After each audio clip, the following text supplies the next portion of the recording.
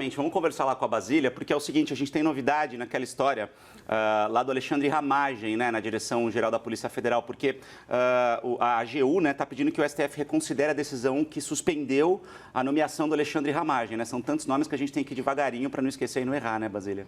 Pois é, acho que para as pessoas compreenderem bem, hoje a gente tem um diretor-geral da Polícia Federal, que é o Rolando Alexandre, mas o governo também tem o plano inicial dele, né, o desejo do presidente Jair Bolsonaro, que é indicar o Alexandre Ramagem, delegado federal que hoje comanda a ABIN, justamente para abrir esse caminho para que Ramagem realmente assuma a direção-geral da Polícia Federal.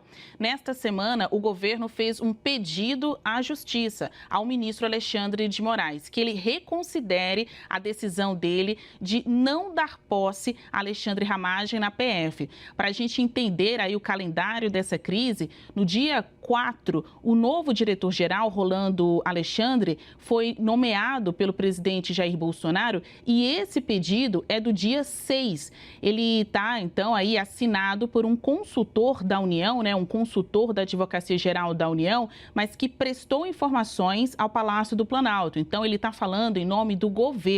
Não é um ato assinado pelo ministro da AGU, mas pelo próprio governo.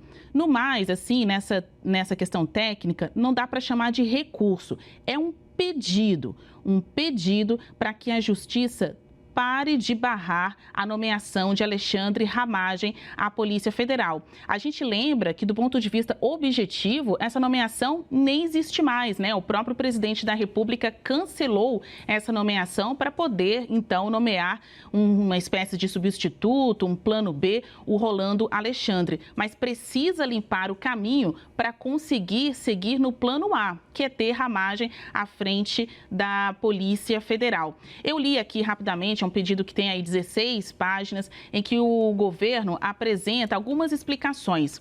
Diz que nessa reunião em que Bolsonaro esteve com o ex-ministro da Justiça, Sérgio Moro, não houve uma tentativa de interferência na Polícia Federal. O governo diz que não há nenhuma prova de que essa interferência tenha ocorrido e que, na verdade, Bolsonaro se utilizou do princípio de oportunidade, ou seja, diz aqui que nem todas as informações consideradas estratégicas chegam mesmo à ABIN, palavras do governo, e que por isso ali, numa reunião de presidente e ministros, ele fez um pedido direto ao ministro, então ministro da Justiça, Sérgio Moro. Ciane Mari, eu chamo a atenção para um desses trechos, né, um texto escrito por um consultor do governo, em que ele diz: qual utilidade teria um excelente relatório produzido por um oficial de inteligência, no qual é informado que terroristas realizariam ataques contra as torres do World Trade Center